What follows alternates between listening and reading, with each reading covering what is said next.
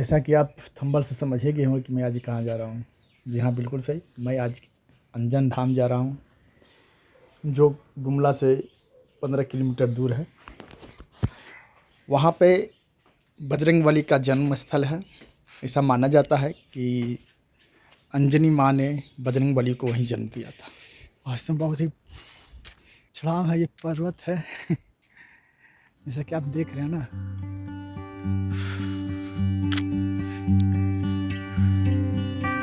ये देखो आप, काफ़ी चढ़ाव है यहाँ पे। मैं ये सजेस्ट करूँगा आप जब भी आएँ तो यहाँ अपनी पर्सनल गाड़ी से आएँ, क्योंकि यहाँ कोई ऑटो वगैरह चलती नहीं है, कोई कमर्शियल वाहन की कोई व्यवस्था नहीं है। झारखंड सरकार को ये सोचना चाहिए था कि यदि आप यहाँ पर कोई टूरिस्ट प्लेस ठीक करते हैं तो यहाँ व्यवस्था रखनी चाहिए ना, ट्रांसपोर्टिंग की व्यवस्था रखनी चाहिए। बट ऐसा यहाँ कुछ भी नहीं है। यहाँ से करीब मंदिर 1 किलोमीटर दूर है और मैं पैदल ही जा रहा हूँ। यहाँ तक देख रहे हैं, यहाँ पर कोई नहीं है, दूर दूर तक कोई नहीं है। यहाँ पर जब मैंने पता किया यहाँ के लोकल लोगों से, मैंने बोला कि मंगलवार को या शनिवार को 2 दिन यहाँ काफ़ी भीड़ रहती है, बाकी दिन यहाँ कुछ नहीं रहती है। और मैं यहाँ संडे को आ गया हूँ। संडे को वैसे भी कुछ नहीं रहता है। तो आप यहाँ जाने का जब भी प्लान बनाए तो या तो मंगलवार को बनाएं या शनिवार को बनाएं। वो आपको गाड़ियाँ भी मिलेगी, कुछ पब्लिक वगैरह भी मिलेंगी, भीड़ वगैरह भी मिलेगा।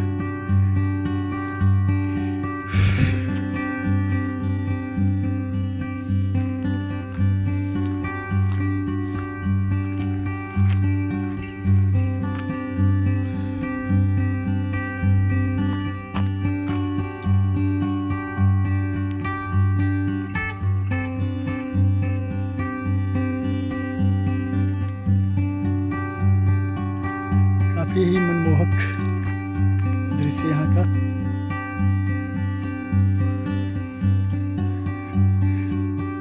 पूरा जंगल है यहाँ पर।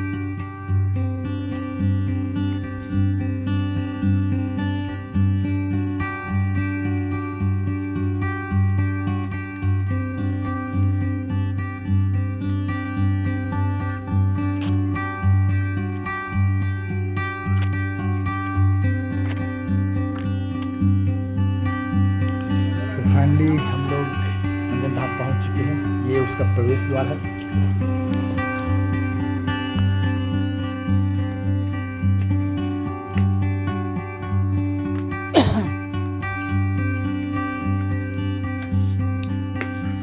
ये सीढ़ियाँ मुझे मंदिर तक ले जाएगी।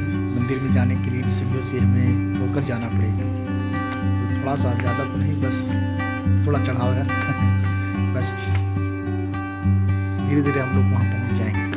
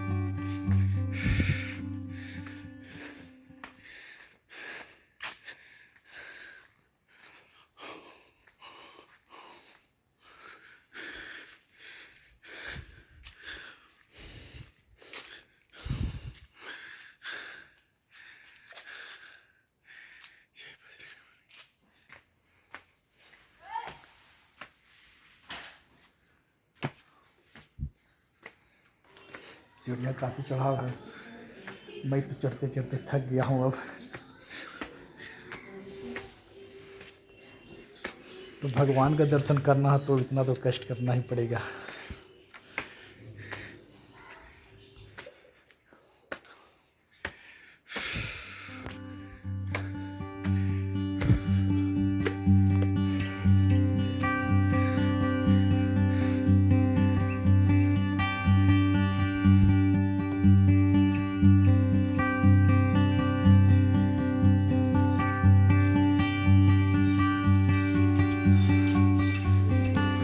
जय बजरंग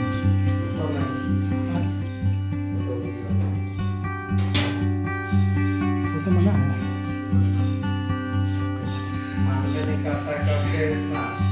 अरे क्या कीजिएगा, ठीक है।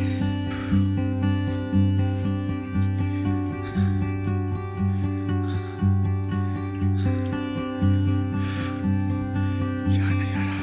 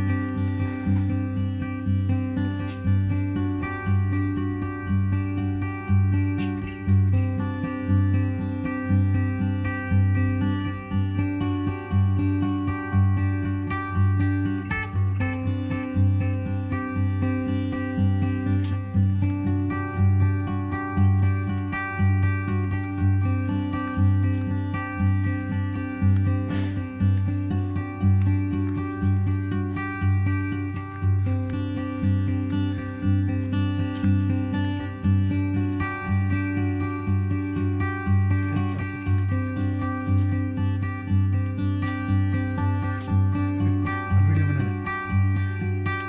अच्छा यहाँ पे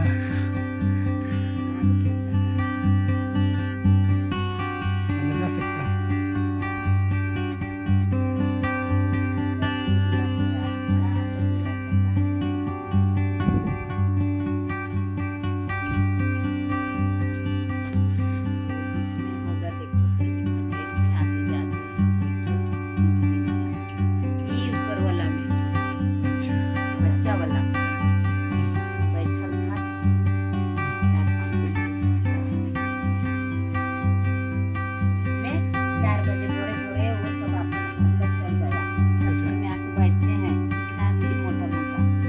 अच्छा भगवान आते हैं।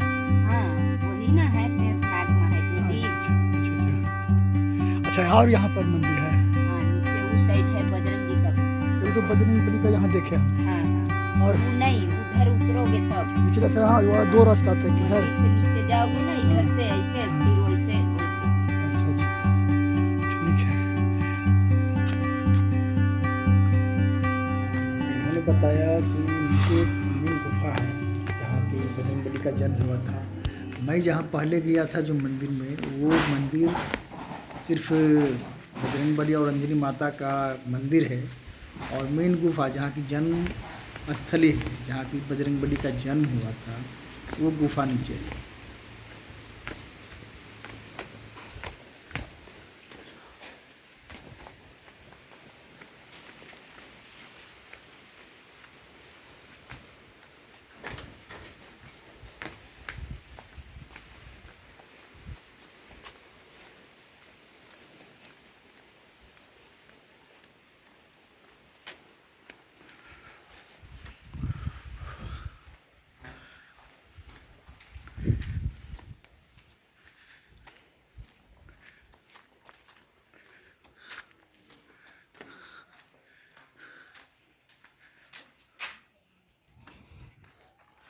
और छोटे रास्ते से मैं जा रहा हूँ नीचे।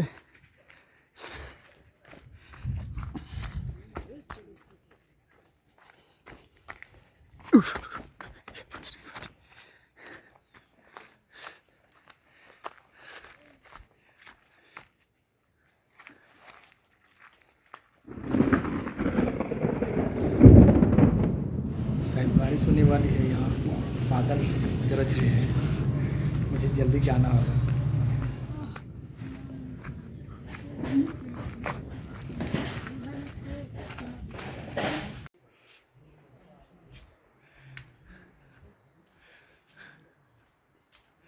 तो ये वो गुफा है जहाँ बजरंगबली का जन्म हुआ था।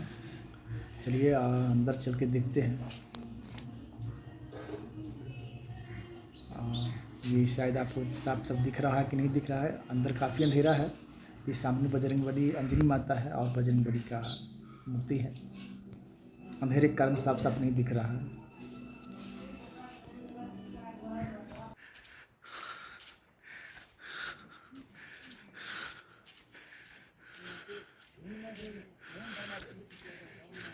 पर्वत के नाम से जाने जाते थे।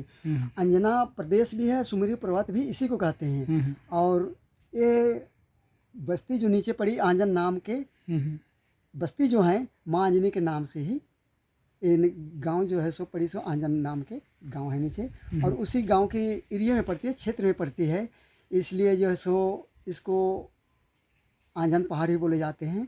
और प्राचीन काल में इतिहास के संदर्भ पर जो इसको सुमेरु पर्वत के नाम से रामायण काल में जाने जाते हैं।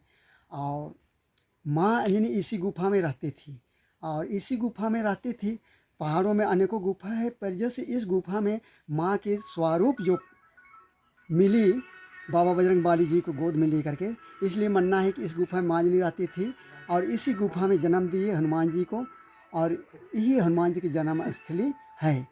और जन्म स्थली हर जगह लोग मनाते हैं, देश देश में मनाते हैं, हर शहरों में मनाते हैं कि चाती मतलब कि चात पूर्णिमा को जो सो बाबा कि उस वो मतलब कि बाद में जो है सो हनुमान जी के जन्म दिवस मनाए जाते हैं। पर जन्म एक जगह हुई, लोग बोलते हैं महाराष्ट्र में हुई, कर्नाटका में हुई। कर्नाटका में हुई नहीं, एक्चुअली जो हनुमान जी की जन्म स्थली वो तो कर्नाटका में उनकी कर्म भूमि थी। हाँ, वो कर्म भूमि थी, लीला कार्य था। हाँ, लीला हाँ, उनके जो समय में जो लीला किया वो स्थान वहाँ है, पर जन्म यहाँ हुई। क्योंकि माँ जो है सो बचपन में अपने बच्चे को गोद में ले करके जो है सो कहीं भी जाती है, चाहे तो रहती है अपने घर में, तो गोद में ले करके, उसी तरह बाबा बजरंग बाली जी को गोद में ले करके इसी गुफा में रहती थी। और यहीं से बाबा बजरंग बाली कर्नाटका गए, साउथ गए, जहाँ जहाँ गए अपना लीला करते गए। और वहाँ जा करके भगवान सूरज को जो है सो जहाँ कर्नाटका से जो सो वहीं से वास किया, मतलब कि अपना मतलब कि बस में किया था, निकाल लिया था, तो वो स्थान वो है ना। तो वहीं से भगवान सूरज को किया था। इसलिए उस नवछत्र उस तिथि को, जब भगवान सूरज उस तिथि नवछत्र पहुँचती है जिस महीना में और जिस तारीख को, जिस समय, उस समय भगवान सूरज सामने हो जाते हैं। और इस गुफा के द्वार जो है पश्चिम की ओर है, और इसके द्वार में ही माँ अंजनी की प्रतिमा जो मूर्ति जो पाई गई वो भी और जगह खोद के पाई जाती है, ऑटोमेटिक ही रखी हुई थी। और इस आंजन क्षेत्र में 365 शिवलिंग था। अच्छा। अभी देखने को आपको नहीं मिलेगा, कुछ जमीन के नीचे, कोई किसी घर के अंदर कहीं कोई उठा के ले गए। हाँ, ये सुने हैं हम, मगर है नहीं। 365 तालाब था। 365 उस समय लोगों की संख्या नहीं के बराबर थी। अब सतयुग त्रेता की बात है, और 365 तालाब थे। उस तालाब सारे रात में, एक ही रात में खोदे गए, है ना। सारे रात में खोदे गए, 364 तालाब खोद के तैयार हो गए।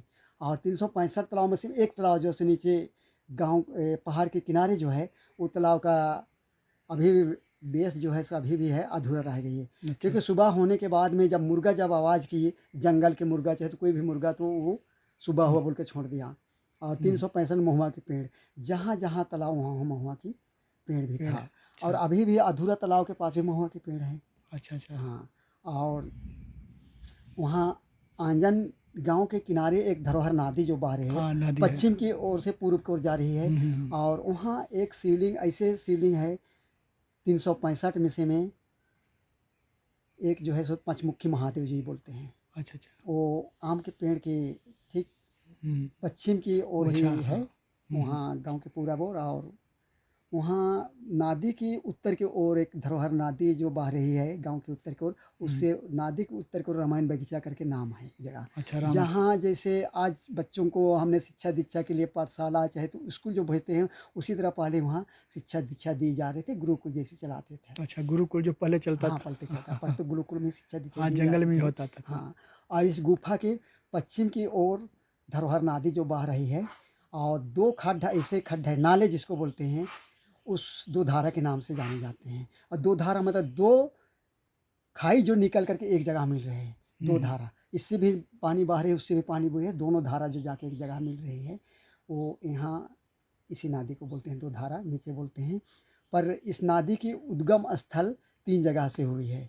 अच्छा। एक जो है सो कुटमा गाँव का नाम करके है। अच्छा। हाँ, और जहाँ से उद्गम स्थल को मतलब कि वो क्या बोलते हैं, ढोल बोलते हैं हम लोग देहात में, बजाने वाले। हाँ, ढोल, ढोल डांडी बोलते हैं। और एक जो है मरवा से निकली हुई है, एक गाने से निकले।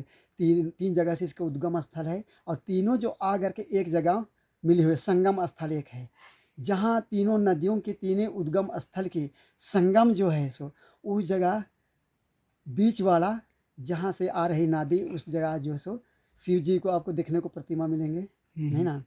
फिर देवी माँ सतपिंडी जिसको हम लोग बोलते हैं, है ना, वो भी देखने को मिलेंगे। और गणेश जी जब उस पश्चिम से पूरब की ओर आ रहे थे, जब पूरब की ओर उसमें मुँह किया है तो क्या बोलेंगे, पश्चिम की ओर से आ रही थी। और उस समय जो है सो इस सृष्टि का जो मानव है वो भी अपना स्वरूप छोड़कर अपने धाम को जा रहे थे।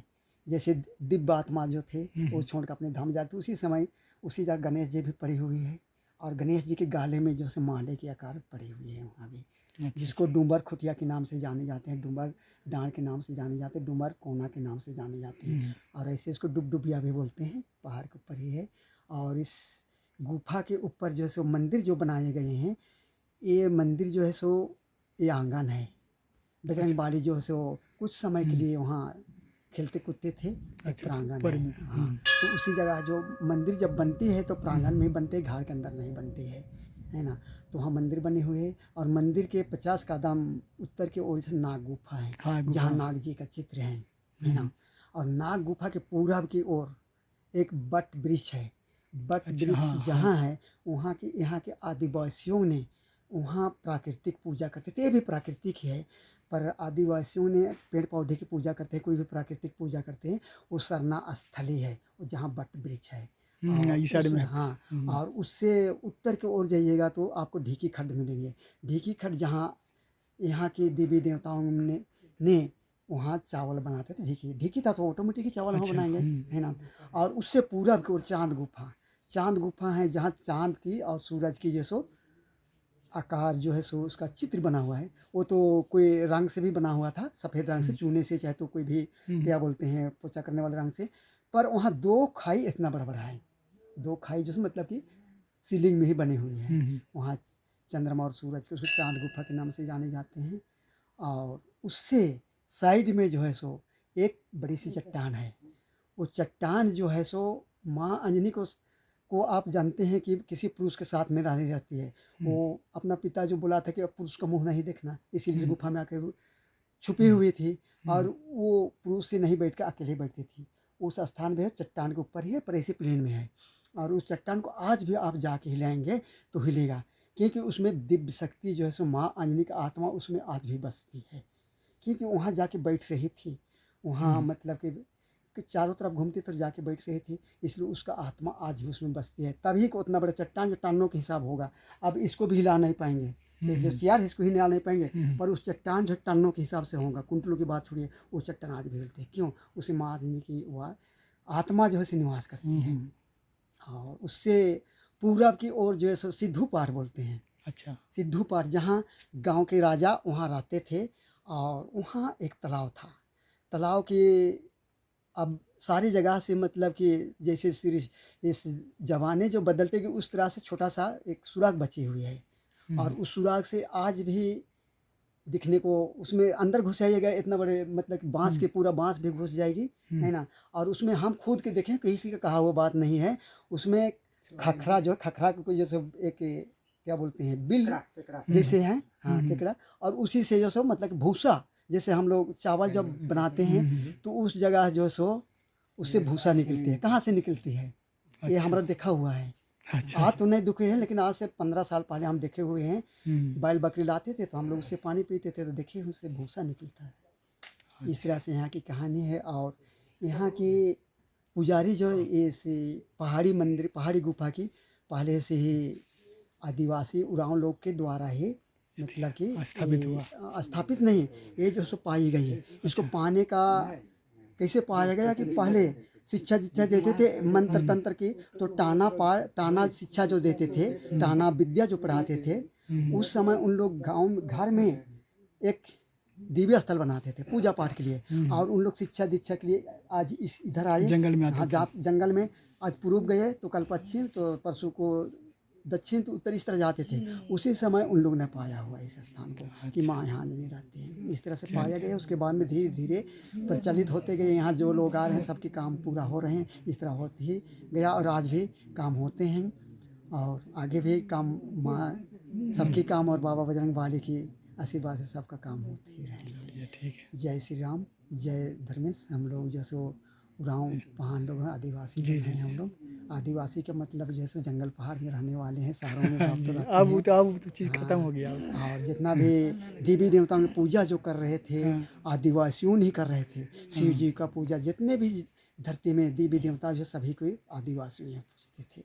और आज भी आदिवासी लोग ही जंगल पहाड़ में रह करके जैसे प्राकृतिक पूजा चट्टान की हो, चाहे तो कोई पेड़ की हो, चाहे तो कोई भी रूप में भगवान हो, उसको उन लोग तिरस्कार नहीं करते हैं और उन लोग पूजते हैं। जय श्री राम। यहाँ बारिश स्टार्ट हो चुकी है, काफ़ी बारिश हो रही है। तो थोड़ा तो रुकना पड़ेगा, जब तक बारिश नहीं रुकती है, जब तक मुझे यहीं ही रुकना पड़ेगा। उसके बाद देखते हैं।